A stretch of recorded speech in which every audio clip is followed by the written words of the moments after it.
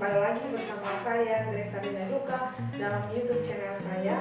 Dan kali ini kita akan membahas tentang administrasi gereja baru secara keseluruhan, baik dari dimensi 1 hingga dimensi ke-6, dengan harapan bahwa materi yang saya sampaikan pada hari ini bisa dimengerti, bisa dipahami, karena saya mencoba untuk menyampaikan materinya secara lebih rangkum sehingga lebih sederhana, sehingga bisa dimengerti dan dipahami dari dimensi 1 hingga dimensi yang ke-6.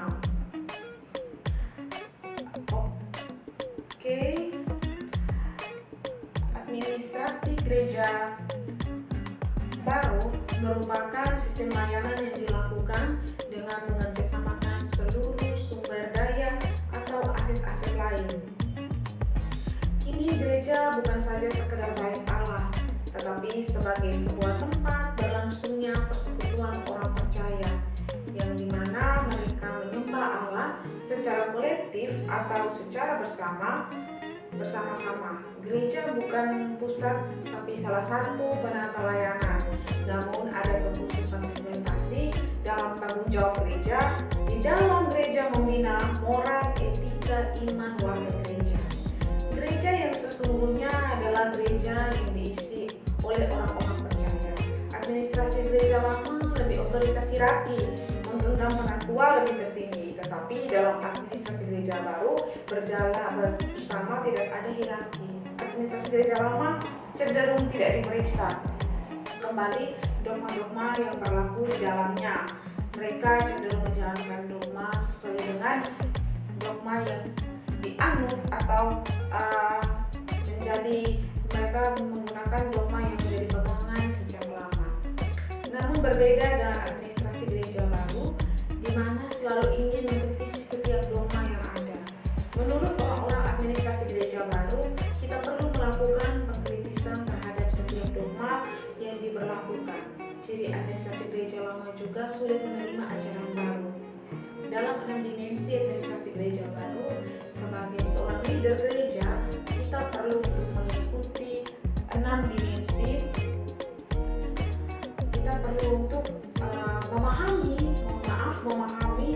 dan menghidupi 6 dimensi. Mengapa itu perlu? Karena di dalam 6 dimensi ini dihidupkan oleh konsep Trinitas, yang dimana semua harus dijelaskan berdasarkan kehendak Allah, Yesus, dan Roh Kudus. Ciri administrasi gereja baru yaitu memahami administrasi sebagai proses kerjasama yang melibatkan kerjasama, di mana kita tidak dapat memanajemen gereja jika tidak memahami apa itu mitra Allah. Gereja perlu untuk diperbarui. Gereja sebagai salah satu pembina warga gereja, gereja bukan satu-satunya wadah untuk membina jemaat. Jemaat terdiri dari masyarakat yang juga termasuk warga negara. Sehingga gereja juga dapat melibatkan pemerintah atau mungkin orang-orang di luar teologi untuk membimbing warga gereja. Contohnya di dalam mengatasi masalah-masalah yang terjadi di dalam gereja, gereja juga mungkin bisa mengundang psikolog atau orang-orang di luar dari orang-orang yang dalam lingkup teologi untuk terlibat dalam membimbing warga gereja.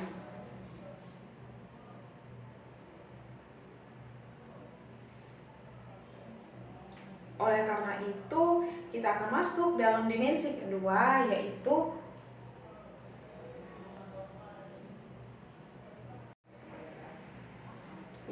dimensi kebijakan gereja.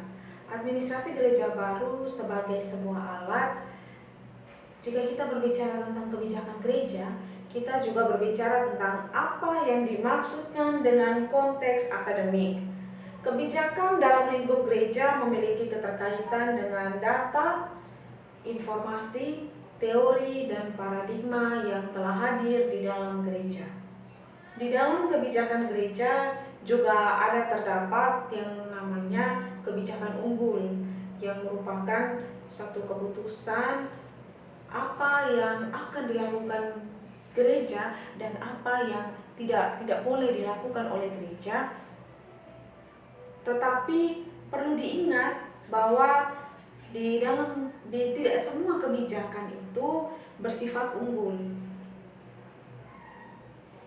Dalam sebuah kebijakan gereja juga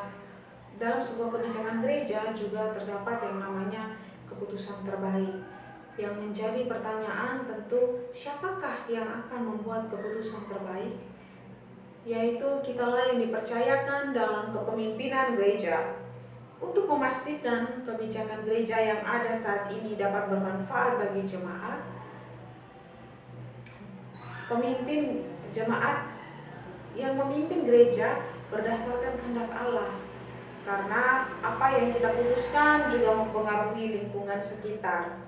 Berbicara terkait dimensi kebijakan gereja, tak bisa kita hindari dari yang namanya masalah. Di dalam gereja selalu ada yang disebut dengan potensi masalah. Potensi ini selalu hadir. Potensi masalah ini selalu hadir, baik di dalam gereja maupun di luar lingkup gereja, bahkan dalam kehidupan kita sehari-hari.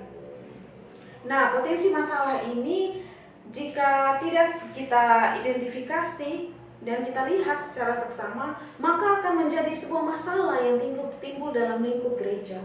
Produk kebijakan gereja terdapat beberapa produk kebijakan gereja, yaitu teologi yang dimana merupakan pandangan para pakar yang sesungguhnya dibangun dari satu proses berpikir yang bagus, analisis, menyeluruh, yang ditimbang dari berbagai sudut pandang. Yang kedua itu regulasi atau aturan-aturan tata gereja. Dan yang ketiga program kerja, yaitu menyangkut pada sidang majelis pada triwulan yang sering dilakukan oleh gereja.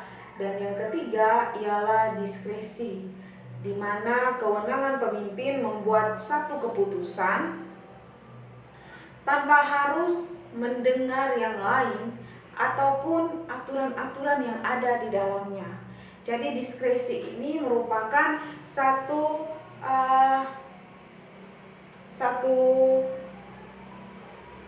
kewenangan pemimpin di mana ia mengambil satu keputusan.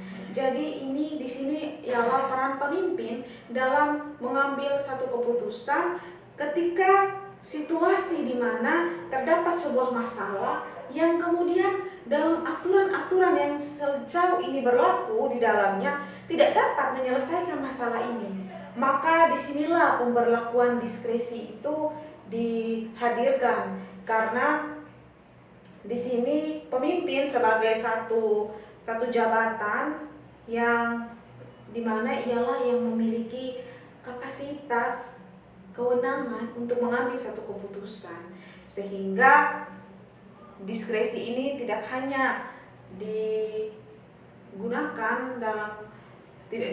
dalam setiap waktu, tetapi diskresi ini dibuat dalam situasi-situasi khusus yang biasanya situasi-situasi yang dihadapi ini merupakan situasi-situasi yang tergolong dengan situasi yang mendesak, sehingga perlu untuk dihadirkan yang namanya diskresi. Dan kemudian di dalam administrasi gereja baru juga kita belajar pada dimensi yang ketiga, yaitu berkaitan dengan manajemen dan kepemimpinan gereja.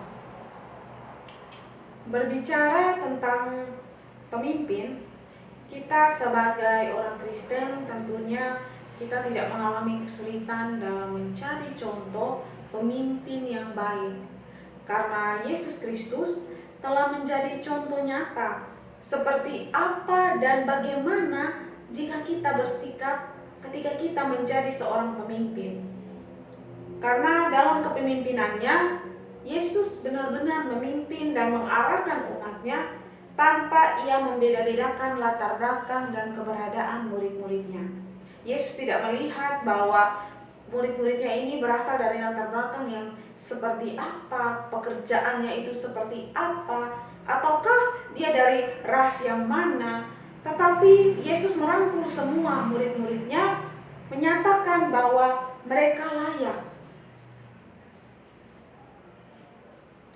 Kita perlu memiliki dua dasar untuk menjadi pemimpin yang ideal, yaitu dasar otoritas posisi atau kedudukan dan otoritas fungsi. Ketika kita memiliki kerinduan menjadi seorang pemimpin, kita seharusnya menjadi pemimpin yang visioner. Apa itu visioner? Yang berarti bahwa kita harus menjadi pemimpin yang mampu untuk jauh berpikir ke depan dan diharapkan mampu membaca situasi dan kondisi untuk kepentingan bersama. Sekali lagi, untuk kepentingan bersama, bukan untuk kepentingan beberapa pihak dan bukan untuk kepentingan diri sendiri, tetapi untuk kepentingan bersama. Ketika kita menjadi seorang pemimpin, kita diharuskan untuk dapat memiliki yang namanya level pengaruh kepemimpinan. Ketika menjadi seorang pemimpin, kita diharapkan juga tidak menjadi pemimpin yang angkuh, sombong, dan merasa paling berkuasa. Dalam menjadi pemimpin yang memiliki level kepemimpinan, kita diharapkan level pengaruh kepemimpinan, kita diharapkan bahwa dalam setiap kepemimpinan kita, sangat besar harapan bahwa kita ini berpengaruh, kita ini berdampak, kita ini memiliki dampak bagi orang-orang sekitar kita, bagi dimanapun tempat kita memimpin. Dan ketika kita menjadi pemimpin, kita diharapkan untuk kita tidak menjadi angkuh, sombong, dan merasa paling berkuasa. Ketika menjadi pemimpin, kita diharapkan juga bahwa kita perlu mempertimbangkan keputusan dari orang lain. Kita perlu mempertimbangkan keputusan dari perangkat-perangkat lain yang mendukung kita. Karena ketika kita memimpin, kita juga perlu menjadi pemimpin yang mau mendengarkan orang lain. Namun terlebih khusus, secara keseluruhan, kita diharapkan dapat menjadi seorang pemimpin yang memiliki integritas seperti Yesus Kristus. Karena itu, mari kita secara bersama-sama untuk terus mau berusaha dan mengasah diri dalam mempersiapkan diri kita, membekali diri kita menjadi seorang pemimpin yang penuh dengan kerendahan hati dan senantiasa meminta pertolongan dan tuntunan Yesus Kristus dalam menuntun dan mengarahkan kita menjadi seorang pemimpin. Kemudian di dalam administrasi gereja baru juga terdapat dimensi yang keempat, yaitu dimensi yang berbicara berkaitan dengan organisasi gereja. Sebelum kita berbicara tentang organisasi gereja, yang paling pertama adalah kita perlu tahu dulu organisasi itu seperti apa dan apa yang dimaksudkan dengan organisasi. Organisasi merupakan sebuah wadah untuk sekumpulan orang yang bekerja sama secara rasional serta sistematis yang terpimpin atau terkendali untuk mencapai tujuan tertentu dengan memanfaatkan sumber daya yang ada di dalamnya. Setiap orang yang tergabung di dalamnya atau setiap orang yang tergabung di dalam satu organisasi cenderung memiliki tujuan yang sama.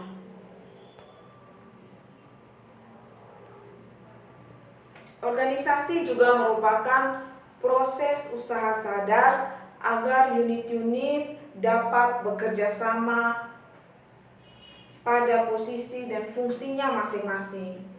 Gereja merupakan salah satu bentuk organisasi dalam sidang keagamaan yang didasari oleh Yesus Kristus. Di dalam organisasi gereja terdapat dua bentuk otoritas. Dua bentuk otoritas ini yang sering kita sebut dengan yang pertama ialah otoritas posisi. Otoritas posisi ini merupakan bentuk kewenangan yang sesuai dengan posisi kita. Otoritas posisi dalam pelaksanaannya cenderung mengandalkan jabatan. Dan yang kedua yaitu yang kita kenal dengan otoritas fungsi, yang dimana otoritas fungsi ini merupakan bentuk tanggung jawab berkelanjutan dari otoritas posisi, yang dimana ia bersesuaian dengan posisi kita. Karena di dalam otoritas fungsi kita diharapkan dapat memahami tugas dan tanggung jawab masing-masing sesuai dengan jabatan dan struktur organisasi. Dalam sebuah organisasi kita diharapkan bahwa kita memiliki kemampuan dalam menakar yang namanya otoritas posisi dan otoritas fungsi. Mengapa harus memiliki kemampuan untuk menakar? Karena kemampuan untuk menakar otoritas fungsi dan posisi ini penting, sehingga di dalam pelaksanaannya dapat berjalan seimbang. Ia tidak berat sebelah, jadi dia berjalan seimbang, berjalan beriringan. Dan di dalam sebuah organisasi juga terdapat satu metode di dalamnya yang sering dikenal dengan metode database. Metode database ini berfungsi untuk membantu kita dalam mengenal, mengidentifikasi potensi yang dimiliki baik oleh diri kita sendiri maupun anggota-anggota yang berada di dalam organisasi. Mengapa itu penting? Karena ketika kita mampu untuk mengidentifikasi potensi yang dimiliki oleh diri kita sendiri maupun orang-orang di dalam organisasi ini, mempermudah dalam menentukan posisi anggota dalam sebuah organisasi, karena posisi anggota ini juga menentukan bagaimana organisasi ini akan berjalan dan bagaimana keberlanjutan dari organisasi ini. Namun dalam kehidupan berorganisasi kita juga perlu untuk memperhatikan beberapa aspek. Yang pertama ialah aspek pembagian kuasa, sehingga dalam kehidupan berorganisasi kita dapat mengerjakan tugas dan tanggung jawab kita masing-masing. Yang kedua itu yang kita kenal dengan aspek fungsi sistematik, di mana kita diharapkan dapat menjalankan jabatan kita sesuai dengan kemampuan dan kapasitas kita. Yang ketiga ialah aspek ketergantungan, di mana kita menyadari bahwa organisasi hanya dapat berjalan dengan baik jika setiap anggota yang memiliki tujuan yang sama dapat bekerja sama dengan baik demi mencapai tujuan yang diharapkan. Yang keempat ialah aspek penetapan otoritas dan fungsi. Organisasi yang sehat adalah organisasi yang menyadari dan siap menerima setiap perbedaan yang ada, serta organisasi yang mampu untuk merangkul perbedaan yang ada demi tercapainya satu tujuan bersama, seperti layaknya kepemimpinan Yesus Kristus yang tidak pernah membedakan satu dengan yang lainnya di dalam pelayanannya. Dan kemudian di dalam administrasi gereja baru juga terdapat dimensi yang keenam, yang dimana kita berbicara tentang dimensi ekologi gereja. Mendengar kata ekologi, tentu kata ini sudah tak asing lagi di telinga kita semua ya. Ekologi ini secara umum, jadi kita akan, sebelum kita melangkah kepada dimensi ekologi gereja, kita perlu tahu dulu ekologi ini secara umum seperti apa sih? Ekologi adalah satu ilmu yang mempelajari tentang hubungan timbal balik antara organisme dengan lingkungan hidupnya. Ada juga yang menjelaskan pengertian ekologi adalah satu cabang ilmu pengetahuan yang mempelajari tentang interaksi makhluk hidup atau kelompok makhluk hidup dengan lingkungannya. Ini dengan kata lain, ekologi ialah cabang ilmu pengetahuan yang mempelajari tentang ekosistem makhluk hidup. Kita juga perlu melihat ekologi dari sudut pandang yang berbeda. Karena ekologi juga berkaitan dengan ekosistem yang berkaitan dengan, tatanan kehidupan. Hal ini juga berlaku di dalam gereja, di mana di dalam gereja juga terjadi, bahkan di dalam gereja itu selalu terjadi interaksi antar jemaat. Interaksi ini terjadi antara jemaat yang satu dengan yang lainnya. Di dalam ekologi gereja juga terdapat beberapa bagian yang berkaitan dengan lingkup gereja itu sendiri, yaitu beberapa bagian itu apa dan bagaimana. Bagian yang pertama ialah yang kita kenal dengan yang namanya warga sipil. Karena gereja yang hadir dan berada karena jemaat yang hadir dan berada di dalam gereja merupakan bagian dari warga negara Indonesia. Karenanya disebut dengan warga sipil. Kemudian yang kedua ialah pemerintah. Gereja hadir di tengah-tengah kita. Gereja ini tidak hadir begitu saja. Namun gereja tetap terlibat dan mengikuti di dalam setiap kebijakan pemerintah. Contohnya, di masa pandemi ini, pemerintah mengeluarkan kebijakan untuk kita semua menghindari perkumpulan dan kerumunan dengan tujuan agar dapat memutuskan rantai penyebaran COVID-19. Menyikapi hal ini, gereja tidak tinggal diam, tetapi gereja juga mengambil bagian di dalamnya. Gereja mengambil bagian seperti apa dalam memutuskan rantai penyebaran COVID? Gereja mengambil bagian dengan gereja mengadakan ibadah secara online, di mana jemaat tidak perlu hadir secara langsung dalam gedung gereja, tetapi jemaat dapat mengikuti ibadah dari kediamannya masing-masing. Yang ketiga ialah usaha-usaha. Usaha yang dilakukan di sini tidak selalu berkaitan dengan materi atau usaha yang kelihatan seperti pembangunan gereja. Tetapi usaha yang dimaksudkan di sini juga mencakup usaha dalam pembangunan moral anggota jemaat. Karena pembangunan moral anggota jemaat ini perlu sekali dilakukan oleh gereja agar gereja dapat menghasilkan anggota jemaat yang berkualitas.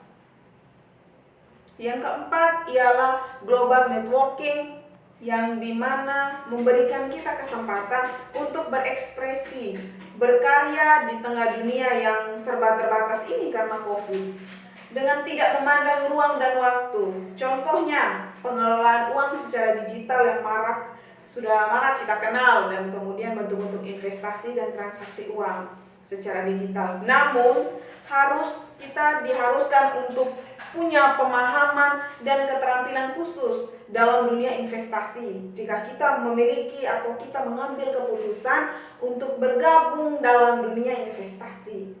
Dan yang kelima ialah saving atau yang kita kenal dengan menabung. Kita diharapkan dapat memberdaya anggota jemaat untuk melakukan pola hidup saving atau menabung. Karenanya, saya mengajak kita semua yang kini hidup di masa digital untuk mari kita secara bersama-sama memanfaatkan seluruh kesempatan yang hadir untuk membekali, mengembangkan gereja kita, jemaat gereja, dan juga diri kita sendiri. Karena pada hakikatnya kita hidup sebagai makhluk sosial, di mana kita akan terus berkesinambungan dengan manusia lainnya. Karena itu, kita juga perlu untuk saling memperhatikan satu dengan lainnya, sehingga dalam kehidupan kita dapat berdampak positif bagi orang-orang sekeliling kita. Di dalam administrasi gereja, kita juga mengenal yang namanya dimensi evaluasi kinerja. Dimensi evaluasi kinerja ini berada pada dimensi yang keenam, atau bisa dibilang dimensi yang terakhir di dalam administrasi gereja ini. Sebelum kita memahami lebih jauh terkait dimensi evaluasi kinerja, kita perlu tahu dulu apa itu evaluasi. Evaluasi merupakan satu proses identifikasi untuk mengukur atau menilai apakah satu kegiatan program yang dilaksanakan sesuai dengan perencanaan atau tujuan yang ingin dicapai. Dalam kehidupan kita dimanapun kita berada, tidak lepas dari yang namanya evaluasi. Baik dalam kehidupan kita sehari-hari, pekerjaan, perkuliahan, atau dalam kehidupan organisasi maupun organisasi gereja. Di dalam rumah tangga saja terkadang kita ada evaluasi, dan evaluasi ini hal yang sudah sering kita temui dalam hidup dan kehidupan kita. Begitupun dalam tadi sudah saya sebutkan, dalam organisasi gereja juga ada evaluasi. Evaluasi ini memiliki peranan penting dalam kehidupan kita, sehingga dengan adanya evaluasi ini kita dapat menilai dan mengukur bahwa apa yang telah kita lakukan atau kita kerjakan ini sudah berlangsung secara maksimal atau belum. Evaluasi ini berkaitan dengan tanggung jawab. Evaluasi juga memiliki manfaat dalam mengukur apakah tugas dan tanggung jawab yang kita kerjakan sudah berjalan pada jalurnya, ataukah yang kita kerjakan ini belum pada jalurnya atau belum maksimal. Karena pada dasarnya dari rasa bertanggung jawab ini akan menuntun kita untuk dapat menyelesaikan pekerjaan kita dengan maksimal. Poin terpenting dalam administrasi gereja baru ialah tanggung jawab. Karena itu etos kerja merupakan bagian yang sangat penting dalam dimensi keenam ini. Melalui etos kerja, kita dapat mengukur dan melihat apa yang telah kita kerjakan sudah maksimal ataukah tidak sesuai dengan apa yang kita harapkan. Jadi kita memiliki etos kerja ini dengan tujuan bahwa setiap apapun yang kita kerjakan, apapun yang kita lakukan, kita sudah bisa mengukur, kita sudah melihat ini sudah maksimal atau belum, ataukah yang kita kerjakan ini sebagian baru 30%, dia belum mencapai 100%.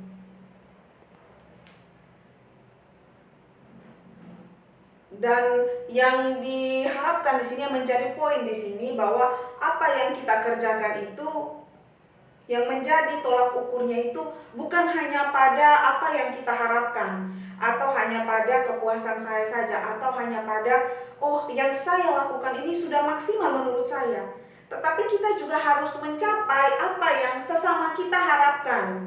Karena di dalam satu organisasi tentu yang harus kita capai itu tujuan harapan bersama, bukan tujuan harapan saya sendiri atau tujuan harapan segelintir orang, sekelompok orang. Karenanya kita perlu untuk memiliki rasa tanggung jawab. Bukan saja dalam pekerjaan, tetapi rasa tanggung jawab ini perlu ada dalam tindakan nyata kita sehari-hari. Karena dalam prinsip administrasi gereja baru, kita perlu untuk menjadi manusia yang bertanggung jawab dan manusia yang mau untuk terus diperbaharui. Kita juga dapat diperbarui melalui berbagai bentuk kritik yang disampaikan kepada kita. Ketika kita menyampaikan kritik juga, kita juga perlu berpikir lebih jauh. Apakah kritik yang kita sampaikan ini dapat memotivasi orang lain dan dapat membantu orang lain? Jangan sampai kritik yang kita sampaikan ini tidak berdampak bagi kehidupan orang lain, namun justru membuat orang lain semakin merasa tidak percaya diri.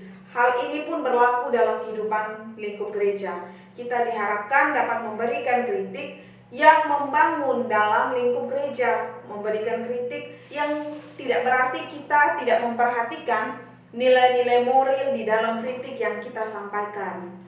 Memberi kritik berarti bahwa kita perlu untuk mempertimbangkan nilai-nilai yang kita sampaikan ini seberapa besar dampak positifnya bagi yang dikritik. Sehingga dalam memberikan kritik tidak saja kita diperbarui orang lain, tetapi kita sendiri juga dapat memperbarui diri kita sendiri. Sekian materi yang dapat saya sampaikan terkait administrasi gereja baru. Semoga apa yang saya sampaikan ini dapat menjadi berkat bagi kehidupan kita semua. Tuhan Yesus memberkati. Salam sehat, selamat menyongsong Natal dan Tahun Baru.